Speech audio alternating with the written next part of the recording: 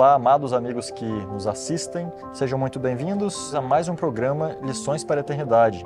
Este programa onde nós juntos aqui explanamos a Palavra de Deus, juntamente com você, estudamos a fundo para aprender aquilo que Deus quer nos ensinar através da Bíblia e do Espírito de Profecia, através da guia da lição da Escola Sabatina. Eu gostaria desde já de pedir que vocês possam compartilhar esse vídeo com seus irmãos, com seus amigos, os amados que gostaria que adquirissem também o conhecimento que você vai adquirir a partir de agora. O irmão Kleber não está aqui conosco, vocês vão poder ver, hoje estamos somente eu e o irmão Daniel. Já de uma vez, dá um oi pro pessoal, irmão Daniel. Tudo bem com vocês? Boa tarde, é um prazer estar com vocês novamente, onde nós podemos meditar um pouquinho na Palavra de Deus, recapitular aquilo que estudamos durante a semana e também aprender um pouquinho mais. Eu acredito que você já esteja estudando, mas nós vamos fortalecer o nosso conhecimento aqui estudando juntos. Amém. Muito bem, então, irmãos, logo mais, talvez nós teremos o Kleber aqui de volta gravando algum programa, mas hoje nós estaremos com vocês, acompanhando vocês nesse estudo da lição.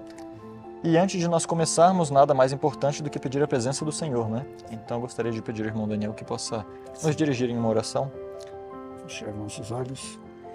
Eterno Pai Celestial, louvado seja o Teu nome pela vida que nos permite desfrutar neste momento. Obrigado por mais essa oportunidade de estudar a Tua Palavra, estudar a lição da Escola Sabatina. Suplicamos que o Teu Divino Espírito Santo esteja aqui conosco, falando à nossa mente, ao nosso coração e nos preparando para estarmos mais próximos daquele que é o caminho, a verdade e a vida. Esse é o nosso desejo, no nome santo do nosso Mestre Jesus Cristo. Amém. Amém. Irmãos, aproveitando antes de nós começarmos, eu gostaria de pedir a vocês também que orem pelos trabalhos que estão sendo realizados em outros lugares. O IAG está atualmente trabalhando em várias frentes e uma delas é aquela onde Kleber está inserido neste momento. Ele está trabalhando no Tempo de Semear, lá no Pará. Eles estão preparando o lugar, um terreno muito lindo, onde logo, muito em breve, nós vamos poder estar oferecendo também cursos e vamos oferecer a vocês a experiência de estar também naquele lugar. Então orem por isso, orem pelos irmãos que estão trabalhando também na Bahia e por todos os outros projetos que Deus tem nos permitido desenvolver. E também eu gostaria de dizer, né, que possa fazer como costumeiramente se faz também aqui no canal e deixe os seus pedidos de oração nos nossos comentários, que certamente nós iremos estar dando atenção a esses pedidos também, certo? Agora então vamos entrar na lição número 10. Como nós sabemos, essas lições vêm abordando temas do Evangelho de João. Exatamente. E agora nós vamos entrar em uma área diferente. Na lição até aqui nós estávamos tocando um certo ponto, uma certa área do livro de João, né, do Evangelho, e agora nós estamos migrando para uma outra área. Exatamente. E aqui eu já deixo para o irmão Daniel fazer algum comentário sobre como que está funcionando essa divisão. Exatamente. A lição ela traz alguns os temas que são temas fortes no livro de João. E a lição traz esses temas divididos em 4 sessões. A primeira sessão é o prólogo, né, que vai do livro de João, capítulo 1, do verso 1 até o verso 18. Depois o livro dos sinais, que vai de João 1, 19 até João 12, verso 50. Depois o livro da glória, que começa no capítulo 13, vai do 1 ao 20, e do 20, verso 31, e por último o epílogo, que vai de João 21, verso 1 até o verso 25. Até agora nós só estudamos, né, especificamente o prólogo, aquela parte ali da criação, de Jesus como a palavra de Deus, como a luz, como a verdade, e como aquele que se tornou carne, como nós, né, o verbo se tornando carne. E agora nós vamos partir para uma parte que vai mexer um pouquinho na terceira sessão ali, né, que vai mencionar que a questão do livro da glória. E nós vamos ver uma ponte aqui entre Jesus se pronunciando como o eu sou, né? Ele vai falar assim, ele vai falar, eu sou a luz do mundo, eu sou o pão da vida, eu sou a porta, eu sou o pastor, eu sou a vida, eu sou a videira verdadeira. E nós vamos ver todas essas temáticas envolvidas no livro de João. E só para começar é interessante, porque sempre no começo nós temos isso. eu sou, que nos remete ao quê? Ao Pai, a Deus. Exatamente. Então já remete ao Antigo Testamento, início do Antigo Testamento, onde Deus se pronuncia, né, diante de Moisés dizendo, eu sou o que sou. Então agora você vai ver várias vezes Jesus dizendo, eu sou o pão da vida, eu sou a luz do mundo, eu sou a porta, eu sou o bom pastor, eu sou a ressurreição e a vida, caminho, verdade e a vida, e eu sou a videira verdadeira. Então tudo vai trabalhar em cima do eu sou. E especificamente essa lição vai tratar do caminho, a verdade e a vida. Amém, muito bem. Realmente nós vamos tratar muito desse tema, né, também do eu sou, e ele já vem sendo tratado desde lições anteriores. Sim.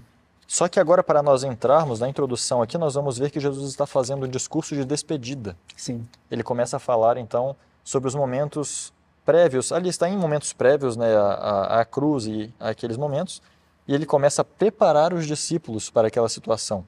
Exatamente. Interessante ver em atitudes e em palavras que ele está preparando literalmente o coração dos discípulos para isso. E no dia de domingo nós vamos ver, o título diz, eu lhes dei o exemplo. Isso. E qual era o exemplo que Jesus deu? Então, vamos lá. O exemplo que Jesus dá, a gente utiliza muito nos nossos cultos de Santa Ceia. Né? Nossos cultos, quando nós vamos ter ali a Santa Ceia, nós seguimos um exemplo, que é o exemplo que Jesus deu, que é a cerimônia da humildade, que seria a cerimônia do lava-pés, né? É interessante a gente ver como que isso aconteceu, né? Porque era normal para as pessoas, quando visitavam a casa uns dos outros, né? Principalmente por ser uma região onde não tinha asfalto, não tinha esse piso interessante que tem aqui, né? É tudo chão de terra. Então as pessoas viajavam também muito, poucos com montaria, com algum animal, muita gente viajava a pé, então os pés ficavam sujos, as pessoas chegavam na casa com os pés sujos e tinha uma pessoa ali que iria lavar os pés de todas as pessoas que entravam na casa. E aqui nós encontramos Jesus entrando, né? E ninguém se prontificando a lavar os pés. E por que que ninguém se prontificava a lavar os pés? Tinha tido uma pequena desinteligência entre eles por querer saber quem que vai ser o maior no reino dos céus. E o interessante também é ver que geralmente seria um servo que faria isso. É um trabalho de um servo. Exatamente. Ele tem um empregado ali, uma pessoa que iria fazer esse processo, né? E ali não houve essa pessoa. Ninguém tomou a iniciativa. E também ninguém dos discípulos especificamente não tomou essa iniciativa. E aí Jesus vai dar esse exemplo, né? E ele mesmo toma a toalha ali, se cinge com ela e ele começa a lavar os pés dos discípulos. E há quem diga que ele começou por Judas. Olha só que interessante. Há quem diga que ele começou por Judas. E isso é interessante porque ali, a serva do Senhor no Desejado fala que ali, quando Cristo estava lavando os pés de Judas, era a oportunidade dele se arrepender. E aí Jesus lava os pés e aí Pedro vai dizer assim, não, o senhor não pode me lavar os pés, porque o senhor é o mestre, né? Nós aqui é que somos os discípulos e tudo mais. E aí Jesus fala que se ele não lavasse os pés, eles não teriam parte com ele, né? E Pedro fala assim, então me lava os braços, a cabeça, me lava tudo e tal. Não, vocês já estão sendo lavados pela palavra que eu tenho vos falado. A única coisa que falta ainda é os pés. E aí é uma coisa interessante. Ele fala, vocês estão limpos, mas não todos. E aqui tem uns comentários da senhora White que eu queria fazer uso deles, porque eles são, assim, de grande valia para nós, especialmente nesse quesito. Tem um trecho aqui do comentário Adventista, volume 5, página 1272, finalzinho, início da página 1273, diz assim, não havia nada mais que o amor infinito pudesse fazer para levar Judas ao arrependimento e impedi-lo de dar o passo fatal. Olha só que interessante. Então Jesus vai às últimas consequências para mudar o coração de Judas e para que ele não caísse na armadilha de Satanás. Olha só como que continua o texto. Se esse ato de serviço do mestre, humilhando-se para lavar os pés ao pior pecador, não lhe quebrantou o coração, o que mais poderia ser feito? Esse foi o último ato de amor que Jesus pôde mostrar em favor de Judas. O amor infinito não podia obrigar Judas a se arrepender e confessar o seu pecado e ser salvo. Todas as oportunidades lhes foram concedidas. Não foi deixado por fazer nada que pudesse ser feito para salvá-lo da armadilha de Satanás. Ou seja, tudo que Cristo podia fazer, ele fez. E ali foi a tentativa final para que isso realmente Judas se arrependesse e voltasse atrás. Então aqui mostramos Jesus trabalhando com Judas. Só que ele não trabalha aqui só com Judas, porque o texto vai continuar. Agora tem um outro texto, que não é do comentário bíblico, acho que esse é do Desejado. Isso mesmo, esse é do Desejado, página 521. Agora vai falar dos outros. Olha só que interessante. Quando Jesus havia posto sobre si a toalha para lavar o pó dos pés, ele desejava, por aquele mesmo ato, lavar-lhes do coração a discórdia, o ciúme, o orgulho. Isso era muito mais importante que a lavagem dos seus empoeirados pés. Olha o que Cristo queria lavar. Não é só a pé, não. Ele queria lavar o orgulho, queria lavar a discórdia e o ciúme que tinha entre os discípulos. Olha só. Enquanto não fossem lavados, aliás, enquanto levados a um estado de humildade e amor, não estavam preparados para participar da ceia pascal, nem dessa cerimônia comemorativa que Cristo estava para instituir, e o seu coração devia ser limpo. O orgulho e o interesse egoísta criaram dissensão e ódio, mas tudo isso Cristo limpou ao lavar-lhe os pés. Ocorreu uma mudança de sentimentos. Olhando para eles, Jesus podia dizer: vocês estão limpos. João 13, verso 10. Agora havia união de coração, amor um para com o outro, e tornaram-se humildes e receptivos. Com exceção, é lógico, de Judas, né? Cada um estava disposto a conceder ao outro o lugar mais alto. Olha só que interessante, o lugar mais alto. Então, o coração submisso e grato estavam preparados, aptos para receber as palavras de Cristo. Então, primeiro Cristo trabalha ali com Judas, mas ele lava os pés de todos. E quando ele vai lavar o pé de todos, o coração deles se constrange, como diz o livro de Coríntios. É o amor de Cristo que nos constrange. Então, a atitude dele ali constrangeu Judas e constrangeu todos os discípulos. E aí um começou a olhar para o outro e falou: puxa vida, olha, é o meu irmão, é o meu amigo, e eu estou querendo ser melhor que ele, estou querendo passar por cima dele, não respeito ele e tudo mais. E aquilo, todo aquele ciúme, aquele egoísmo, aquele orgulho, toda aquela prepotência, tudo aquilo caiu por terra com apenas a atitude servil do mestre, né? E ele falou: poxa vida, era eu que deveria estar servindo e não o mestre, né? Que vergonha para minha cara. Então, foi aquele constrangimento total, né? Sim, e no caso de Judas é interessante notar que Jesus fez duas referências indiretas a ele em voz alta ali na frente de todo mundo. Exatamente. E qual era a intenção? Certamente o pessoal não percebeu de quem que ele estava falando até o momento específico. Exatamente. No qual ele falou: aquele que mete a mão, aquele que eu dei o bocado que eu mergulhei e tal. Aí dava para saber. Uhum. Mas antes disso, nós vemos no verso 10 que ele fala: aquele que se lavou não necessita de lavar senão os pés, porque no mais está todo limpo. Sim. Mas vós estáis limpos, mas não todos. Não todos. Ou seja, já deixou algo no ar. E aí, imagina, você está numa sala com Jesus, Jesus fala: nem todos vocês estão limpos. Qual a minha atitude imediata? Uhum. Eu começar a olhar para dentro de mim. Será que sou eu que não estou será limpo? que sou eu que não estou limpo? E vai passando o tempo, vai passando, Jesus vai falando e aí a gente esquece. E aí Jesus volta no verso 18 e fala: eu não falo de todos vós, eu conheço aqueles que escolhi, mas para que possa se cumprir a escritura, o que come pão comigo levantou contra mim o seu calcanhar. Exatamente. Nesse momento, com certeza, Judas sabia de quem que ele estava falando.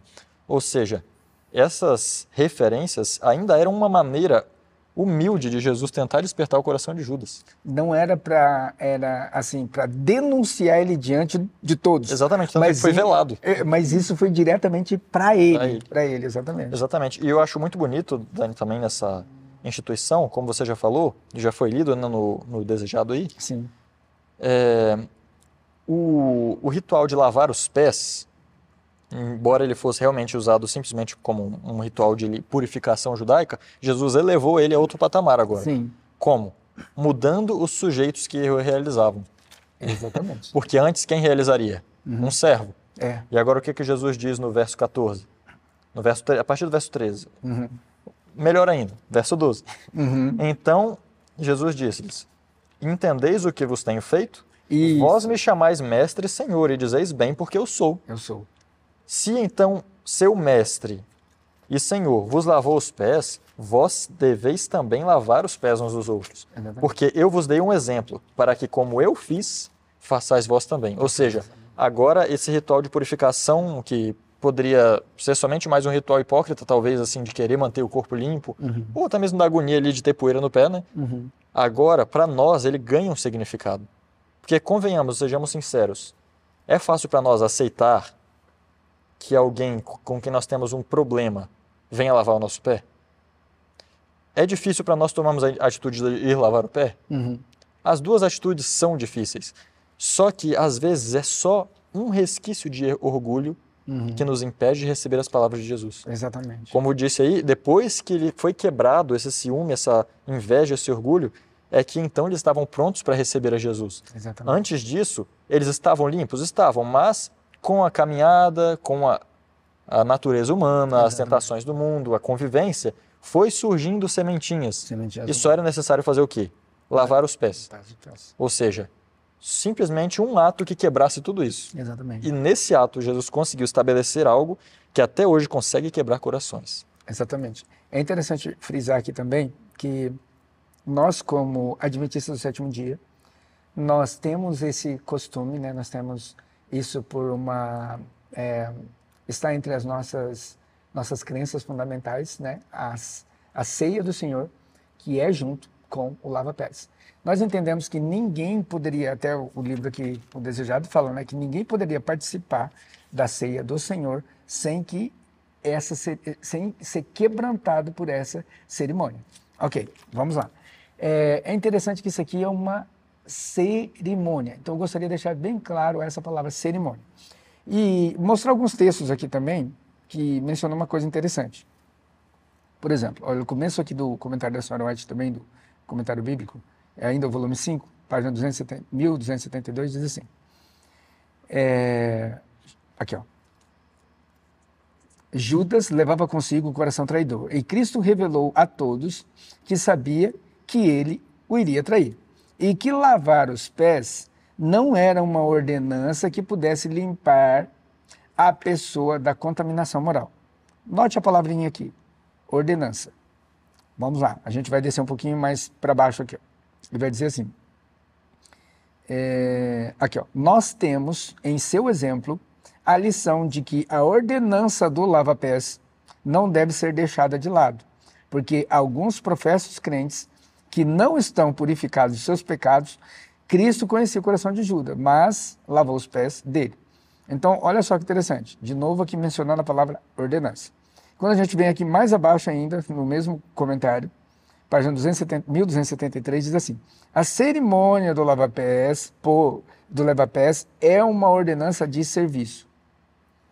E a gente vai ver mencionado em 2 páginas no comentário bíblico 3 vezes a palavra ordenança. E por que eu estou falando disso?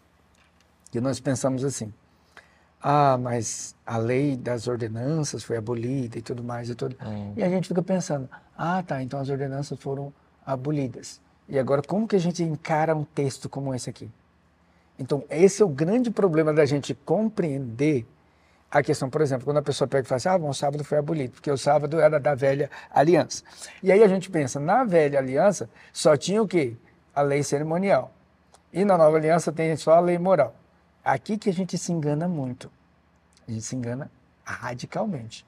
Porque na antiga aliança tinha lei moral e lei cerimonial. Na nova aliança nós também temos lei moral e também temos lei cerimonial. Daniel, então nós continuamos na lei cerimonial? Então se alguém, por exemplo, se eu tenho um filho contumaz e beberrão, eu devo levar ele até a praça e apedrejar ele, como fazia naquela época? Aqui tem algumas mudanças, queridos. Então nós vamos, em vários momentos fala assim da lei de Deus, e tem alguns momentos que Paulo menciona nas suas cartas a lei de Cristo. E quando a gente entende essa questão da lei de Cristo, a gente percebe que a lei de Cristo é a mesma lei de Deus. Só que agora ela tem alguns requisitos diferentes. Aí a gente vai falar assim, mas nós ainda cumprimos a lei cerimonial, ainda matamos cordeirinhos? Não, mas a gente batiza. Batismo é o quê? É lei cerimonial. Agora, Santa Ceia é o quê? Lei cerimonial também. Agora, quando a gente vai para o lava-pés, é o quê? Outra cerimônia. Então, nós vamos tendo todas essas cerimônias ainda. Mas como que isso aqui era tratado no Antigo Testamento? Lá no Antigo Testamento, nós não tínhamos o batismo, mas você que pertence ao povo de Deus, o que você faria? Circuncisão. Então, era uma lei cerimonial. Hoje, essa lei cerimonial ela foi substituída pelo batismo. Algumas realmente deixaram de existir e outras passaram a existir, certo? E outras coisas também começaram a ser lei cerimonial. E nós encontramos aqui uma parte da lei cerimonial. Mas o importante da lei cerimonial é que ela não fique apenas na cerimônia. Esse era um grande problema, talvez é por isso que muitas sofreram alteração. Exatamente. O povo estava levando aquilo como se fosse a cerimônia mais importante do que o sentido. Exatamente. Então aqui, olha, eu gostei muito do tema da lição. O tema de domingo é eu lhes dei o exemplo. Eu lhes dei o exemplo. Ou seja, não está falando assim, cerimônia do lava-pés. Entendeu? Aqui está mostrando o quê? O exemplo. Então nós temos o exemplo, nós seguimos o exemplo. Então Cristo deu um exemplo aqui. E ele deu também o quê? A Santa Ceia. E ele instituiu também o quê? Deixou bem claro aqui que nós precisamos ser o quê? Batizados. E ele foi batizado. Então ele também lhes deu o quê? Ele deu o exemplo. Então esses exemplos e o significado desse exemplo é importantíssimo, queridos, porque aí a gente começa a entender.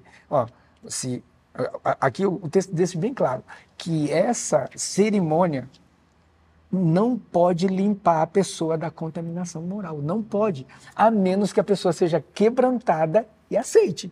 Se ela for quebrantada e aceitar, ela realmente passou pela cerimônia do lava-pés e ela pode passar pela ceia do Senhor. É a mesma coisa. Você pode batizar sem se arrepender? Pode. Adiantou alguma coisa? Não. Agora você se arrependeu, confessou e abandonou, você pode ser batizado. É interessante que se você chega ao fim sem passar pela cerimônia, isso é mais válido diante de Deus do que a cerimônia em si. Exatamente. Tanto é que nós mencionamos sempre o ladrão na cruz, ele nunca foi batizado. Exatamente. Mas ele chegou ao fim do batismo, que é o quê? A conversão e a demonstração de crer em Jesus publicamente. Publicamente. Então, na frente de todo mundo ali. O fim de todas as cerimônias, irmãos, no nosso coração nunca deveria ser menos do que chegar à profundidade do sentido daquilo. Do sentido da cerimônia. No caso, por exemplo, do lava-pés, eu diria que é um momento de confissão, por exemplo. Exato. Então, se eu vou lavar o pé do meu irmão que eu estou com algum problema, será que eu só lavo jogar água nem olhando para a cara dele? Dou um abraço, eu subi, eu fiz o lava-pés. Funcionou alguma coisa? Não adiantou nada. Não adiantou nada. Não adiantou nada. Inclusive, a recomendação é que nós nos juntemos com pessoas que nós temos dificuldade justamente para que haja confissão e resolução. E você falou tudo, porque hoje, quando nós passamos pela cerimônia do lava-pés, a gente vai lá, o moço é meu amigo, ele não pisou no meu carro. Eu não preciso pedir desculpa. Eu não preciso pedir desculpa, então eu vou lavar o pé dele. E aí eu esqueço que o meu outro irmão aqui, às vezes é o irmão de sangue, e eu não lavo o pé dele. Olha só que coisa terrível. Você não resolve a situação. Então é só a cerimônia. Mas Cristo não quer a cerimônia. Ele disse, eu lhes dei o exemplo. Eu lhes dei o exemplo. Ali ele estava dando a chance de Judas se arrepender. Cristo não tinha do que se arrepender ao lavar os pés de Judas. Aliás, quem deveria estar lavando os pés era Judas, lavando os pés dele. Mas Cristo dá o quê? A iniciativa. Quem que errou? Quem que pecou? Foi Adão. E foi Adão lá no Éden. Adão no Éden. Adão veio atrás de Deus? Não. Quem vai atrás? É Deus que vai atrás. E é sempre assim. Aqui nós vemos de novo Cristo indo atrás do traidor, Cristo indo atrás daqueles que são egoístas, Cristo indo atrás daqueles que estão com ciúme, com inveja, com orgulho, com dissensão, e Cristo aqui resolve a situação para a honra e glória de Deus. Amém. Nós passamos bastante tempo na lição de domingo, mas eu creio que seria uma das mais importantes porque traz aquilo que eu diria que é a raiz dos problemas da igreja, o orgulho. Exato. Inclusive, quando eu vejo algo mais ainda, quando Jesus diz que eu sou o mestre e lavei os pés, o meu exemplo está dado. Ou seja, quanto maior a posição de alguém, mais humildade aquela pessoa deveria exercer. Infelizmente, não é isso que acontece, especialmente dentro da igreja, porque muitas pessoas mesmo que não expressem, mantêm um conflito em seu coração velado por cargos, por tipos, por encargos, né, trabalhos ou reconhecimentos. Sendo que, na verdade, quanto maior é a responsabilidade, maior deveria ser a humildade. Exato. E mais se deveria aplicar aquele verso que diz que nós devemos considerar cada um dos outros como superiores a nós mesmos. A nós mesmos. Mas bem, vamos avançar agora então para a lição de segunda. Agora nós vamos ver que Jesus está falando já falando de maneira verbal sobre a sua despedida, né? Exatamente. Ele está se despedindo, mas ele está ao mesmo tempo tentando animar os discípulos de alguma maneira. Trazer esperança. Exatamente. E aqui nós entramos então naquele famoso texto, né? De João 14, de 1 a 3. Eu vou até ler para que nós possamos entrar nele. Okay. Diz assim: Não se turbe o vosso coração, credes em Deus, crede também em mim. Na casa de meu pai há muitas mansões. Se não fosse assim, eu vos teria dito. Eu vou preparar-vos lugar, e quando eu for e vos preparar um lugar, eu voltarei novamente e vos receberei para mim mesmo, para que onde eu estou, ali possais estar vós também. Amém. Aqui já tem uma palavra grega, né? Que é tarasso, que significa agitar-se, perturbar-se, desestabilizar-se ou ficar confuso. Essa é a palavra turbe, ok? Então, quando nós encontramos essa palavra turbe, aí a gente fala, mas o que é isso? Turbar? É só ficar triste, angustiado, coisa desse tipo? Não, tem um sentido um pouco mais amplo. O grego, ele era uma linguagem pobre, né? Então, você encontra vários significados para a mesma palavra. Se hoje nós, no português, só a gente pegar, por exemplo, a palavra massa, a gente encontra vários significados para a palavra massa, não é verdade? Então, aqui você também tem uma palavra que tem vários significados. Mas os significados delas são muito parecidos, entendeu? Desestabilizar-se, ficar confuso, perturbar-se, agitar-se. E era exatamente isso que estava acontecendo. Por quê? O que Cristo tinha dito para eles um pouquinho antes do verso 1 até o verso 3 do capítulo 14? Olha só que interessante. 3. No verso 34 do capítulo 13, ele diz o seguinte, e agora ele está falando, isso aqui é muito sério, principalmente quando a gente pega o contexto das cartas de João. Porque nas cartas de João, ele diz assim, e não vos escrevo, 1 João 2,7 diz assim, não vos escrevo um mandamento novo, mas sim o antigo que tiveste desde o princípio. Então nós sabemos que o mandamento é o mesmo que foi desde o princípio. Só que aqui nós sabemos que o livro de João, ele foi escrito depois do Apocalipse, ele foi escrito depois das 3 cartas de João, ou seja, é o livro mais jovenzinho da Bíblia. Então esse livro, ele vai falar uma coisa muito interessante. Jesus vai falar o seguinte, no verso 34, um novo mandamento vos dou, que vos ameis uns aos outros. Só que ele não para aqui, vamos lá. Esse mandamento é novo? Se você prestar atenção, ele não é novo. Por quê? Lá no Antigo Testamento, ele diz assim, amarás o Senhor teu Deus de todo o teu coração, de toda a tua alma, de todo o teu entendimento, com todas as tuas forças. Mas ame o próximo como a ti mesmo. Aqui Jesus muda. Presta atenção agora. Um novo mandamento vos dou, que ameis uns aos outros, não como a ti mesmo, mas como eu vos amei. Será que teve uma mudança aqui? Será que aqui teve uma ampliação do mandamento? Aqui houve uma grande ampliação do mandamento. Porque ele fala assim, ó, não é para amar como você ama você mesmo, não, é para amar como eu amo. Então, aqui a coisa ficou muito mais forte. E depois diz assim, nisto todo mundo vai conhecer que vocês são meus discípulos, se vocês amar uns aos outros como eu vos amei. E disse Simão Pedro, peraí, Senhor, Jesus tinha falado um pouquinho antes que ele iria partir. Ele falou, mas para onde que o Senhor vai? A gente quer saber para onde que o Senhor vai, para a gente seguir. Olha só que interessante. Então, eles querem seguir, eles são seguidores, né? Não são seguidores de Instagram, tá bom? Eles são seguidores de verdade.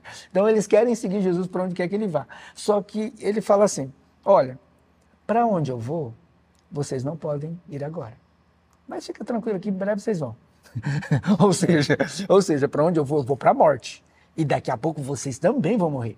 Ele não falou isso. E até aqui, desculpa interromper, você pode continuar, mas ele ainda não tinha, eles não tinham entendido ainda que ele iria morrer. Ele iria morrer. Ainda não tinham. Na verdade, desde o João 7,33, Jesus já estava falando sobre isso. Exatamente. Ele falou primeiramente para os fariseus, para os judeus, né? E os judeus até entenderam, será que ele agora vai pregar para os gentios? Porque a gente não vai poder ver ele mais, ele vai, e não vamos mais ver ele vai nos abandonar e vai para os gentios? Então... Sim. Aí depois Jesus repete de novo, em João 8, 21 a 22. Sim. E aí os fariseus já ficam, peraí, será que ele vai se matar? Ele vai se suicidar. Vai se matar. É. E os discípulos, parece que até aquele momento não tinham captado nada. Ainda não tinha pegado ela. Só que agora, como já estava mais perto, parece que Jesus estava sendo mais urgente com os apelos, né? Exatamente. Então, olha, vai haver uma situação que pode desestabilizar realmente vocês. Exatamente. Como diz, pode turbar. Turbar você. Então não fiquem turbados. Não fiquem. E aí ele segue com as promessas. Né? Exatamente. E ele vai dizer o seguinte, olha, aí Pedro ainda fala para ele assim, olha, senhor, ó, não importa para onde o senhor vá. Aonde o senhor vá, pode deixar que eu vou atrás do senhor. Entendeu? Se preciso, eu dou por ti a minha vida. E aí Jesus falou, tem certeza que você vai dar a sua vida por mim? Eu te digo, Pedro, em verdade, que hoje, antes que o galo cante, você vai me negar 3 vezes. Mas fica tranquilo, olha, não se turbe o vosso coração, vocês já creram em Deus? Porque vocês estão me seguindo, então vocês realmente creem em Deus. Porque vocês ouviram Deus falar, esse é o meu filho amado em quem me compraste. Então vocês creem em Deus. Agora, se vocês creem em Deus, então vocês também creem naquele que enviou. Então creia também em mim, certo? Então vocês estão crendo naquele que me enviou, então vocês estão crendo em mim também. Então fiquem tranquilos, porque na casa de meu pai há muitas moradas, e se não tivesse casa para todo mundo, eu iria preparar. E viria outra vez para levar vocês para que onde eu estiver, vocês estejam também. Então, ele deixa aqui uma esperança de que eles iriam habitar nas mansões celestiais, né? Então, ele dá essa esperança. Essa esperança ele dá para os discípulos. E aqui fica a pergunta, será que essa esperança alcança nós também? Será que ela nos alcança? Porque o tema da lição de segunda diz, certamente voltarei. E Cristo, desde aquele momento até agora, ele ainda não voltou. Então, aquela esperança que era para eles é uma esperança que você e eu também somos alvo dessa esperança. Jesus, em breve, voltará. Só que agora ele está muito mais perto do que naquela época. Então, fica a pergunta hoje para nós. Será que estamos realmente prontos para segui-lo até a morte? Porque, como Jesus vai voltar, a gente sabe que as coisas vão se apertar, vão se complicar muito mais. Mas estaremos preparados para isso? Ele está dizendo aqui para nós, não se turbem, não se desestabilize, não se angustie, não fique agitado, não fique perturbado. Na casa do meu pai tem morada para todos vocês. E fica aqui essa esperança maravilhosa para cada um de nós. Sim, e tem algo interessante também no próprio mandamento que Jesus dá. Antes de falar um pouco sobre isso, né? Porque quando nós vamos para a promessa quando Jesus fala, né, no fim de Mateus, sobre o fim da obra, Sim. Ele fala o quê? Que esse evangelho será pregado em todo o mundo, em testemunho a todas as nações, então virá o fim. Então virá o fim. E o verso e o verso que você leu, 34, fala que um novo mandamento nos dá, que ameis uns aos outros assim como eu vos amei, que vós também ameis uns aos outros. Isso. Para quê? Nisto todos os homens vão conhecer. E o que é que falta para que Jesus volte? Que todos os homens o conheçam. Ou seja, aqui está talvez o princípio de tudo, quando nós cultivamos amor pela humanidade como Cristo cultivou, como Cristo exerceu amor. Exatamente. Está pronto para morrer se fosse o caso. Exatamente. Ele diz, ninguém tem maior amor do que esse de dar a sua própria vida pelos seus amigos. Então é isso que ele quer que nós estejamos preparados para fazer. Exatamente. Se nós olharmos hoje, nós não cremos que para que Jesus volte necessita acontecer algum fenômeno mundial. Nós sabemos que pelo espírito de profecia, o principal fenômeno que deve acontecer é que haja alguém para ele vir buscar. Exato. Alguém que esteja cumprindo isso, né? Isso. E falando ainda sobre a volta de Jesus, a lição nos traz uma perguntinha interessante no final. O que a cruz ensina sobre a certeza da volta de Cristo? Sem a segunda vinda, qual seria a relevância da morte de Jesus em nossa vida? Não tem sentido. Não tem sentido algum. E aí eu trago um texto de 2 Coríntios, capítulo 1, verso 10, que diz assim, falando de Jesus, o qual nos livrou de tão grande morte, e livra, em quem esperamos que também nos livrará ainda. Amém. Ou seja, Jesus fez o que? Ele nos livrou de uma grande morte. Nos livra hoje. E ainda livrará. Eu conheço isso como os 3 P's. Exatamente. Ele nos livrou do quê? Da punição do pecado. Punição do pecado. Ele nos livra hoje do quê? do poder. Do poder. Nós não precisamos estar sob o poder do pecado e ser arrastados pelos nossos desejos Romanos pecaminosos. capítulo 6, o pecado não terá domínio sobre vós, porque não está debaixo da lei, mas sim debaixo da Isso quando? No presente. No presente. No presente, ou seja, hoje ele nos livra do poder do pecado. E futuramente ele nos livrará ainda do quê? Da presença do pecado. Amém. Por toda a eternidade. Então, a morte de Jesus ela é completa. Ela nos livrou dos pecados passados, nos livra dos pecados presentes e impedirá dificuldades futuras também. Amém. Amém. Glória a Deus por isso. Amém. Avancemos então agora para a lição de terça-feira. Nosso tempo está avançando. Nós vamos ver agora aqui sobre Jesus dizendo que é o caminho, a verdade e a vida. Né? Mas nós vamos ver aqui o que aconteceu no caso de Tomé. Vamos ler porque são dois versos, né? São pequenos. Diz aqui a pergunta. Que pergunta Tomé fez e como Jesus respondeu? Versos 5 e 6. Disse-lhe Tomé: Senhor, nós não sabemos para onde vais, e como podemos conhecer o caminho? Saber o caminho. E disse-lhe Jesus: Eu sou o caminho, a verdade e a vida. Ninguém vem ao Pai senão por mim. Então Jesus estava indo para um lugar, nós vimos na lição anterior, Exatamente. e ele estava dizendo que eles poderiam chegar a esse lugar. E agora aqui ele faz menção a isso, né? Inclusive no verso 4. Para onde eu vou, vós sabeis o caminho, vós conheceis. E aí Tomé fala: Mas como que nós... Como vou saber o caminho? Se nós não sabemos para onde o Senhor vai, como é que nós vamos saber o caminho? Aí até um trocadilho, porque em breve eles aqui estão trabalhando no Ministério do Sustento Próprio, não sei se você já reparou isso, porque eles não estão necessariamente com a sinagoga, não com a obra oficial. A ordem estabelecida. A obra oficial, né? Eles estão trabalhando aqui com uma obra de sustento próprio. E que em breve essa obra vai começar a se chamar O Caminho. Lá no livro de Atos, os primeiros discípulos de Cristo, eles criam uma, entre aspas, não uma denominação, mas eles são adeptos do grupo do caminho. E aí a pessoa, não, isso aí é uma seita, né? Olha, será que tem alguma coisa a ver com nós nos dias de hoje, né? Não, isso é uma seita, é pessoal perigoso e tal. E ele, como saber o caminho? Jesus fala: calma, o caminho sou eu. Vocês estão me seguindo, então vocês estão no caminho. Eu sou o caminho, a verdade e a vida. E agora Jesus fala assim: ninguém vai ao Pai senão por mim. Não é isso que ele fala? Vem ao Pai. Aí ele, depois Filipe vai falar assim: mostra no Pai que isso basta. Eu estou contigo há tanto tempo, vocês não me conhecem. Quem vê a mim, vê ao Pai. Ou seja, você não crê que eu estou no Pai e o Pai está em mim?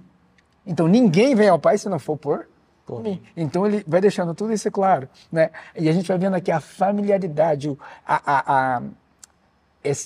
essa relação tão íntima que existe entre pai e filho, né? E ele vai dizer: olha, ninguém vem ao Pai senão por mim. Tem uma referência que é importante a gente mencionar aqui também.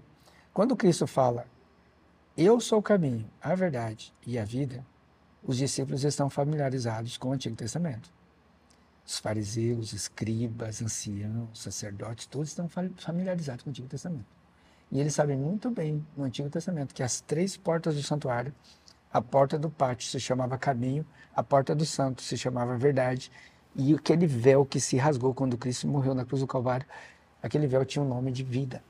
Então, quando ele diz assim: eu sou o caminho, eu sou a verdade e eu sou a vida, ele está dizendo: você vai entrar no pátio, no santo e no santíssimo, é por causa de mim. Quem quiser entrar no pátio, no santo e santíssimo, é por causa de mim. Ou seja, é impossível chegar a isso sem passar por mim. Exatamente. Você nunca vai chegar à verdade se não passar pela porta. Exatamente. Não começa pelo caminho, não passa pela verdade, muito menos vai passar pela vida. Então não entra na vida eterna, jamais, se não for por ele. É interessante isso. E a vida eterna é esta, que você creia em Jesus Cristo, a quem o Pai enviou.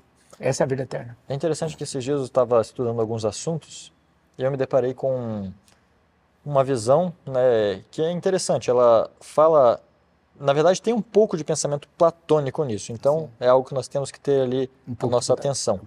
Mas uma coisa é certa. Quando Deus diz: eu sou aquele que sou, ou quem sou, ou o que sou, né? Ele está dizendo, basicamente, eu sou aquele que é. Ou seja, o único que existe por si mesmo. Ou seja, se tem alguma coisa que existe por si mesmo, tudo que existe depois vem a partir daquilo. O que Jesus está dizendo é: se eu sou a fonte da verdade e da vida, não existe outro caminho. Exatamente. Você pode tentar por vários lugares, ou pode pensar que em si mesmo ou em filosofias, qualquer pensamento humano você vai encontrar isso, mas quem conhece a Jesus já está meio caminho andando. Exatamente. Já está no meio do caminho. Já está no meio do caminho. No caso dos discípulos é até interessante, né? Eles conheciam a Jesus, mas não reconheciam tudo que estava diante deles. Eles não conseguiam tocar. E o Espírito de Profecia fala de Jesus como anelando que eles conseguissem entender toda a oportunidade que eles tinham ali de crescimento espiritual e entender quem era Jesus de verdade. Quantas perguntas eles não fariam, com mais sentido até talvez, né? Mas, em outras palavras, Jesus realmente é aquele que manifestou o Pai que habita em luz inacessível para os seres humanos. Sim. Nós sabemos que o Pai não pode ser visto, pelo menos o que a Bíblia diz é que ninguém viu o Pai. Ninguém. Então, nem os anjos viram o Pai. Somente Cristo. Exato. Ou seja, Cristo foi a manifestação de Deus para os anjos e para os homens. E é a única maneira também de chegar a ver a Deus, né? Antes daquele dia no qual Deus vem e habite com os homens. Exatamente. Está no futuro, né? Nós, só um finalzinho aqui no rodapé da lição de terça, vai falando aqui sobre uma coisa interessante. Jesus uniu 3 palavras aqui, caminho, verdade e vida. Okay. Em João, o termo caminho é usado apenas em outro texto, que se refere ao fato de que João Batista preparou o caminho para Jesus. Contudo, verdade e vida são temas importantes praticamente em todo João, né? O estudo de quarta e quinta vai enfatizar um pouquinho mais sobre essa questão da verdade, tal, como tema crucial e tudo mais e tal. Mas é interessante que você vai ver que esse caminho, depois eu falei, né, que essa religião ela começa a ser chamada de o caminho, mostra um precursor. E você vê que o livro de João, ele começa com um precursor. Houve um homem, e aí começa a falar sobre João, né? E aí vai falar assim, ele não era a luz, mas ele queria conduzir as pessoas para a luz e tudo mais e tal. Então, vai começar a mostrar que João vai preparando o caminho. E depois, no mesmo capítulo, também vai falar sobre a verdade e também vai falar sobre vida. Porque vai falar assim, ó, a luz era, aliás, e nele estava a vida, e a vida era a luz dos homens. Tá aqui também no primeiro capítulo de João, né? Então, ele não era... Eu vou ler. É muito importante esse contexto aqui, ó, de João capítulo 1, que vai ficar muito, muito ligado. Olha só.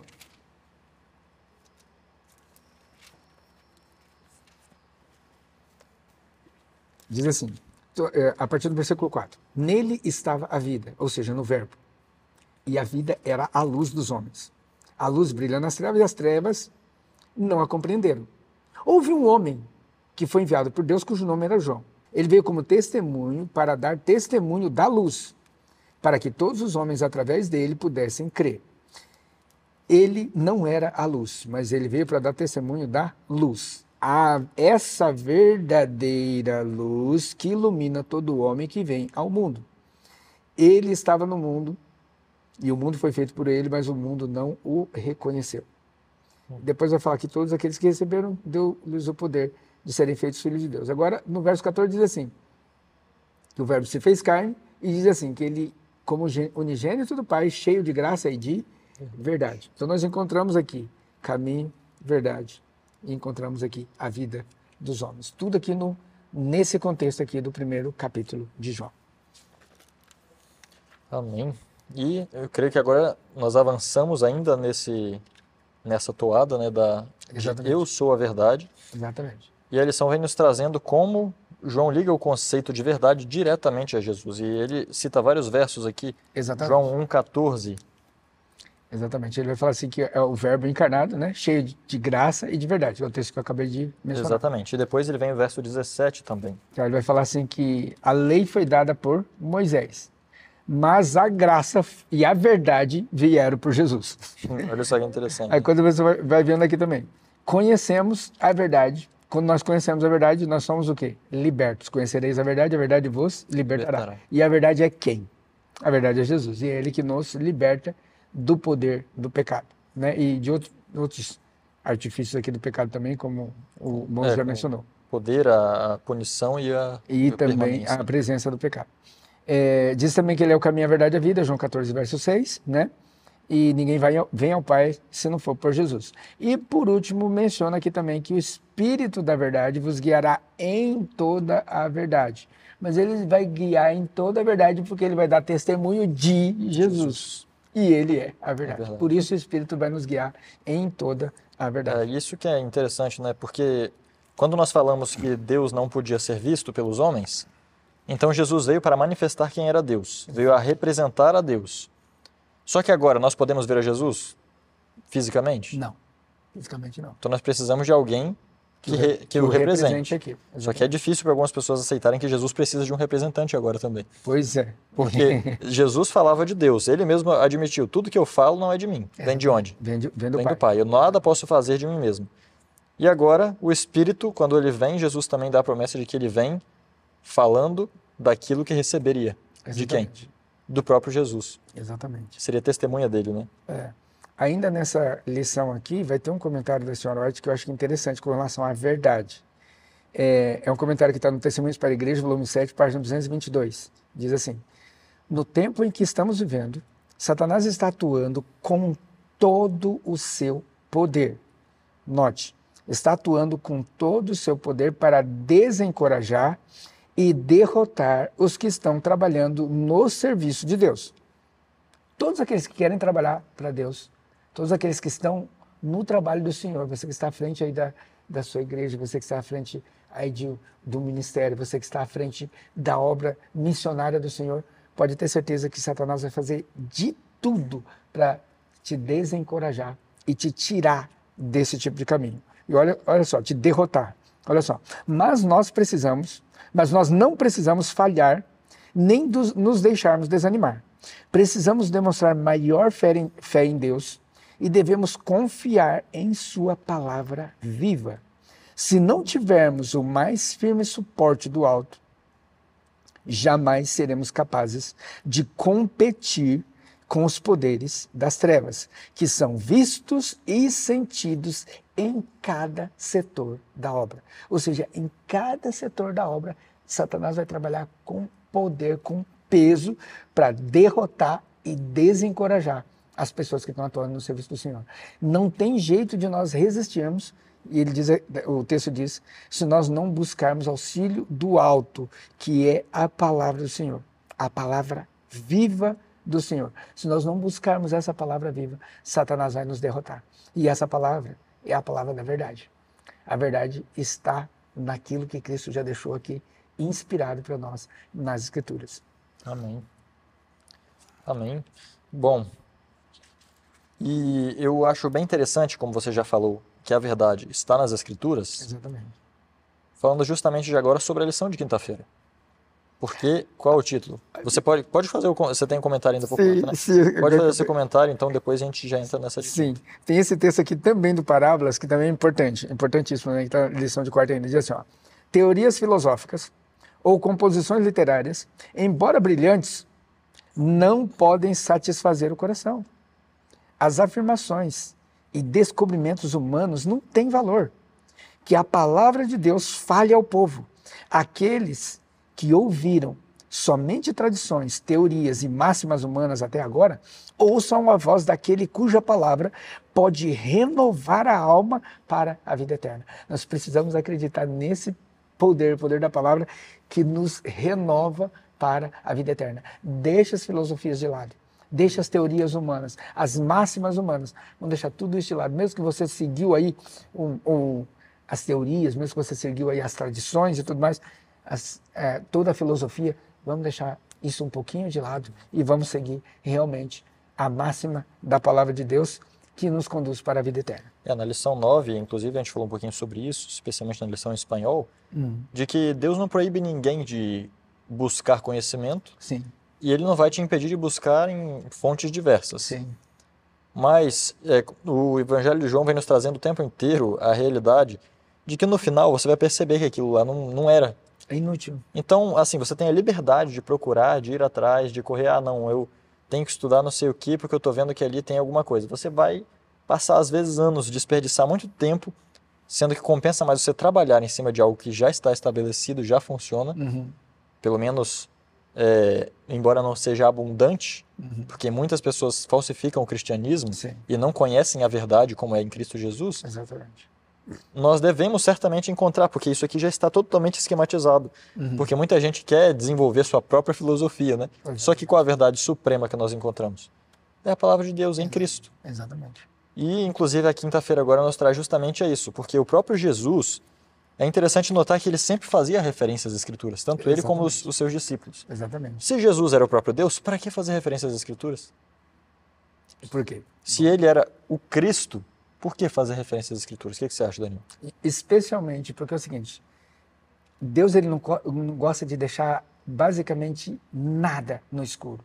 E ele quer deixar bem claro que nós temos que ser confirmada essa palavra profética. E nós fazemos bem em atendê-la porque ela é uma luz que ilumina em lugar tenebroso. Nós estamos vivendo num lugar tenebroso? Estamos. É só a gente correr lá em Isaías, capítulo 60. Olha só que interessante. A gente vai perceber isso aqui. Ó. Isaías 60.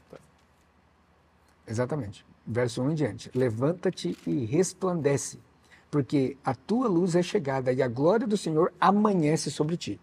Agora, olha que interessante. Porquanto eis que a escuridão cobrirá a terra e a densa escuridão o povo. O Senhor, porém, levantar-se-á sobre ti e a glória dele será vista sobre ti. E os gentios virão para a tua luz e os reis para o brilho do teu levantar. O que Deus está tentando dizer aqui? Ele fala assim, ó, eles têm, esse mundo está o quê? Nas trevas. A escuridão encobre o quê? Os povos, os pagãos, encobre tudo. Porém o Senhor, com o levantar do seu povo, vai trazer luz sobre todo este mundo. E ele diz assim, enquanto eu estou no mundo, eu sou a luz do mundo. Mas depois ele vai sair desse mundo. E ele diz, agora vós sois a luz do mundo. E como que nós podemos ser a luz do mundo? Lâmpadas para os meus pés é o quê? A tua palavra e luz para os meus caminhos. Então, as Escrituras, mediante o poder das Escrituras, o conhecimento que está aqui, é a luz que Deus quer trazer para todos os povos. Por isso ele fala, levanta-te e resplandece, porque já vai nascendo a sua luz. Ok? A escuridão está encobrindo os povos, mas você começa a iluminar o povo com a luz da minha palavra. E ele não precisa disso, mas ele deixa as Escrituras como uma prova, duas testemunhas, bem claras aqui para mostrar o quê? A verdade. E para mostrar também o quê? É uma coisa que eu queria muito frisar aqui, é a questão. Na lição da semana retrasada, se eu não me engano, eu acho que é a lição 8, que menciona, né, as profecias cumprindo em Cristo. Profecias se cumprindo em Cristo. Acho que é a lição 8. E é interessante ver isso aqui, as profecias se cumprindo em Cristo. O que será que isso tem, assim, de relevância? Por quê? Só ali, no momento da morte de Cristo, é muita profecia que se cumpre. Muita, muita, muita, muita. Ou seja, Deus não faz nada sem antes deixar revelado o seu segredo aos seus servos, os profetas. Verdade. Livro de Amós, capítulo 3. E a gente vê que Deus ele quer deixar tudo bem claro, para que ele deixando bem claro, ninguém tenha desculpas. Ninguém tenha desculpas. Inclusive tem uma visão de que eu tenho estudado, é esse o tema que eu tenho estudado na verdade ultimamente, sobre a questão do pecado e tudo isso. E o calvinismo, no geral, eles têm o pensamento de quê? De que Deus é soberano, Sim. então ele sabe de tudo. Eles não exaltam o amor de Deus, até porque não faz muito sentido exaltar o amor de Deus numa teologia onde o livre-arbítrio é de sua menos importância. Exatamente. Só que eles exaltam essa magnificência e poder de Deus e o fato de que Deus tem algum segredo que ninguém sabe, Sim. que faz ele escolher um ou outro. Sendo que, na verdade, Deus fez de tudo para que quem escolher a ele tenha o direito à vida eterna. Exatamente. Exatamente. Então, Deus não tem mistérios. Se estamos vivendo um grande conflito, e a visão adventista de grande conflito não permite que Deus esconda nada, né? Tudo aquilo que Deus quer que o homem, que Deus precisa também que fique claro, ele vai demonstrar claramente. Já que você tocou no calvinismo, E embora também nós não somos adventistas, não é totalmente arminiano, mas nós temos mais pensamentos arminianos do que calvinistas. Mas vamos lá numa coisa interessante. Os calvinistas, por exemplo, os presbiterianos, e que também vem muito da teologia católica, né? Porque presbiteriano de Agostinho. Vem muito da teologia católica, eles não exaltam profecia. Eles não mencionam profecias, eles não partem para esse viés, né? Esse já é um viés adventista, e eu creio que também é um viés bíblico, né? Que é a questão da profecia.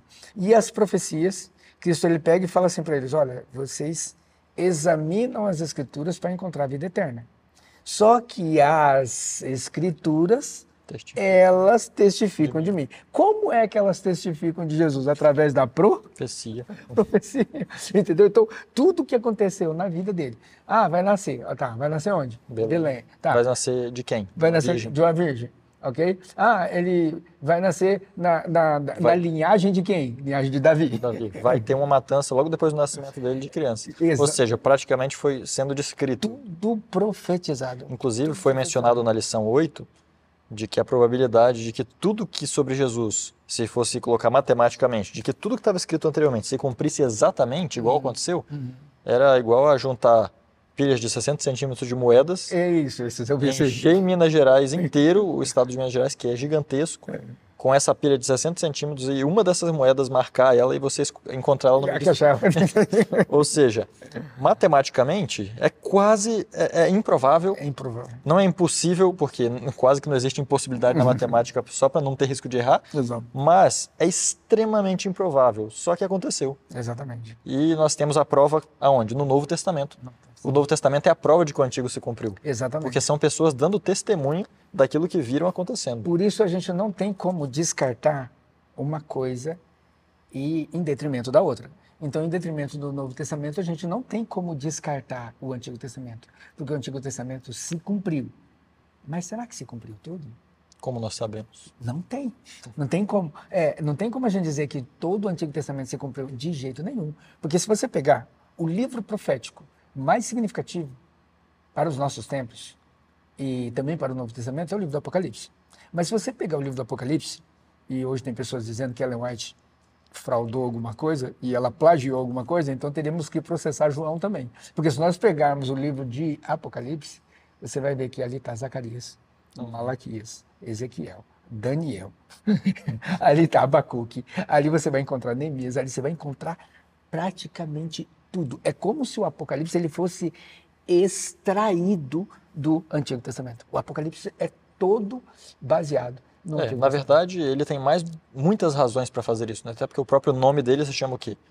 Revelação. O culto revelado, exatamente. Ou seja, aquilo que nas profecias ainda não tinha acontecido, Agora começa a acontecer. agora começa a acontecer. E nós podemos já projetar a visão para o futuro de maneira mais clara. Exatamente. Então tem coisas, por exemplo, em Malaquias que ainda não se cumpriu, em Zacarias que ainda não cumpriu, Isaías que ainda não se cumpriu, Daniel que ainda não se cumpriu. Então tem muitas coisas que ainda não se cumpriram. Dá para descartar o Antigo Testamento em detrimento do Novo de forma... A gente descarta a profecia se a gente fizer isso. Né? Exatamente. E aí a gente, não havendo profecia, o que acontece? O povo se corrompe. Se corrompe. Ou a versão original, apodrece. O original é apodrece, né? Nossa. Aqui nós entramos aqui na lição de... por exemplo, aqui na lição das Escrituras e a Verdade. Então, um texto aqui que eu queria destacar também, nas Escrituras e a Verdade, diz assim: na palavra do Salvador é revelada em toda... Aliás, na palavra, o Salvador é revelado em toda sua beleza e formosura. Toda pessoa encontrará conforto e consolação na Bíblia, que está cheia de promessas quanto ao que Deus fará por aquele que entra em relacionamento com Ele.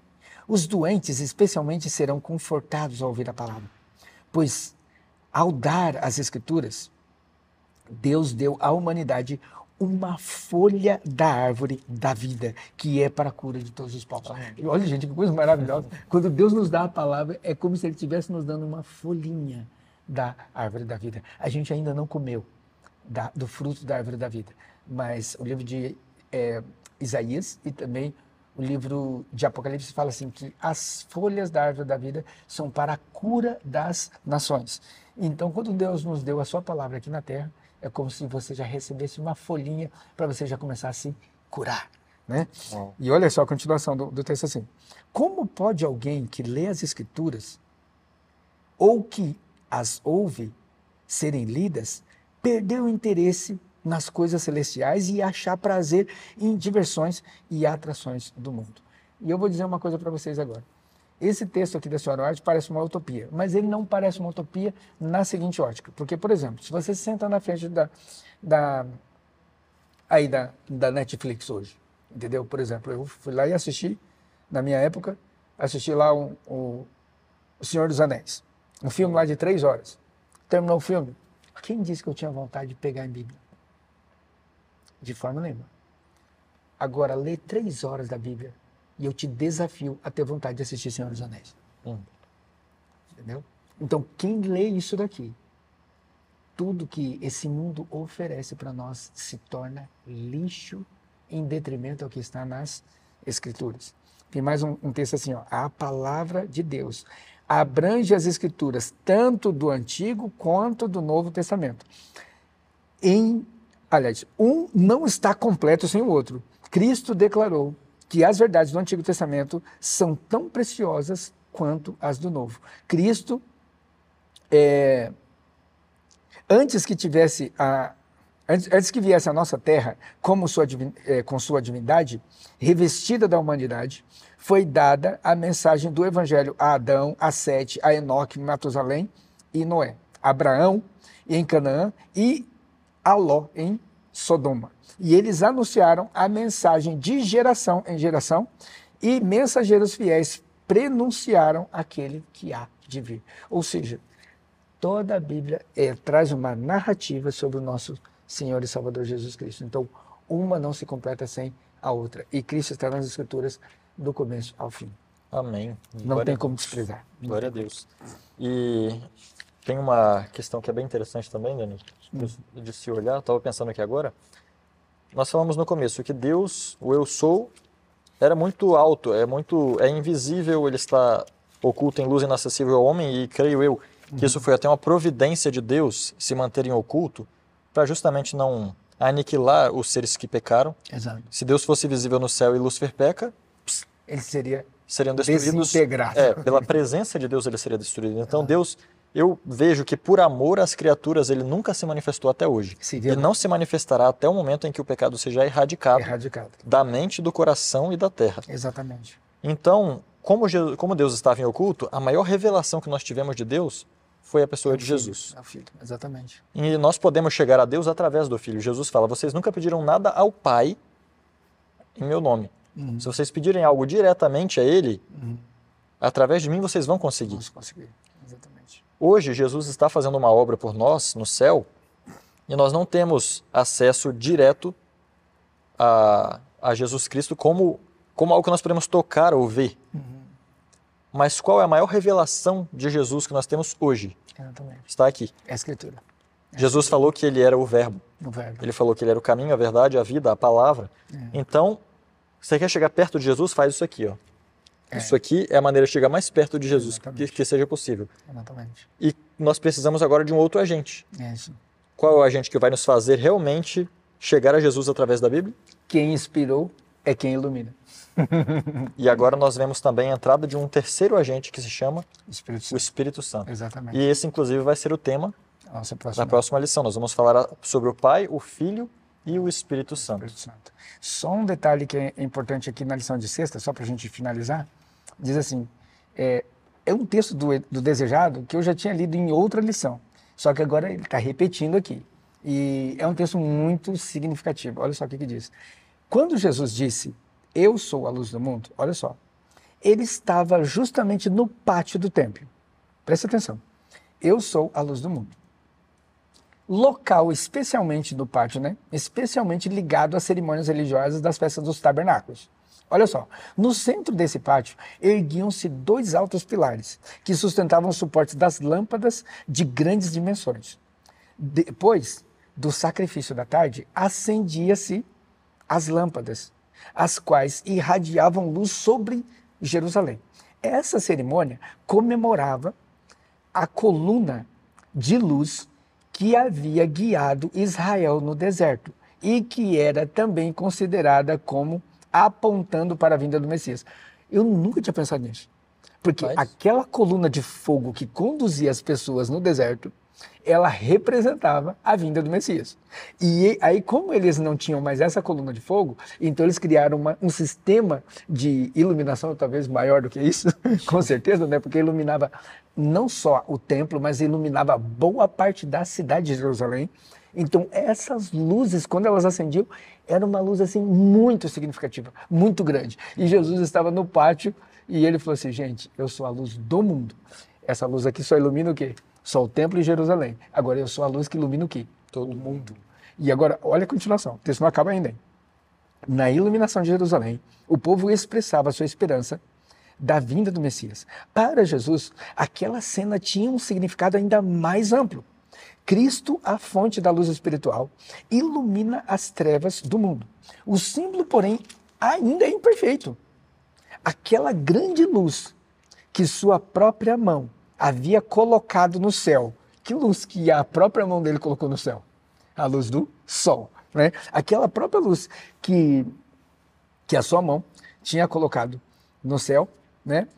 Era uma representação mais fiel da glória de sua missão. Ou seja, o sol era um pouquinho superior àquela luz do templo e era uma representação um pouquinho mais fiel de quem realmente era Cristo. Mas ainda assim, olha só, era de manhã e o sol acabava de se erguer sobre o Monte das Oliveiras. Seus raios brilhavam com ofuscante claridade nos edifícios de mármore, fazendo reluzir o ouro das paredes do templo. Então Jesus, apontando para ele, disse, eu sou a luz do mundo. Então outra coisa, primeiro Jesus fala, eu sou superior à luz que ilumina todo o templo e que ilumina toda a cidade. Depois ele pega e fala assim, eu sou a luz do mundo e aponta para o sol. E ele disse, eu sou superior ao quê? Ao sol. Eu posso iluminar muito mais do que o sol. E agora, queridos, nós encontramos o quê?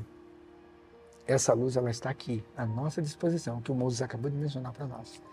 É a forma de nós chegarmos perto dessa luz, é nas Escrituras. E como entendemos? Pelo poder do Espírito Santo. Deus possa nos abençoar, né? Para que nós possamos seguir essa luz, esse caminho, essa verdade e essa vida. Amém. Que essa seja uma realidade em todos nós, porque a luz, ela está disponível de graça. Mas o livre-arbítrio, a escolha, está em nossas mãos, de dedicarmos tempo a essa luz. Que nós não possamos nos esquecer, irmãos, de que a única coisa que vai nos manter de pé é o conhecimento adquirido através das Escrituras. Exatamente. Inclusive, falando ainda sobre a de quinta-feira, eu creio que uma das razões pelas quais Jesus menciona as Escrituras é porque iriam vir futuros falsos cristos. Exatamente. Eles viriam e estariam baseados em quê? Exatamente. Que nós aceitemos somente aquele Cristo que está baseado nas Escrituras. E que cumpre o que diz as Escrituras. Que cumpre aquilo que dizem as Escrituras. Amém. Glória a Deus. Bom, ficamos por aqui então. Que Deus abençoe muito vocês. Compartilhem esse vídeo com seus irmãos, com seus amigos e familiares. E nós nos vemos no próximo programa Lições para a Eternidade. Que Deus os abençoe. IAG. Juntos avançaremos.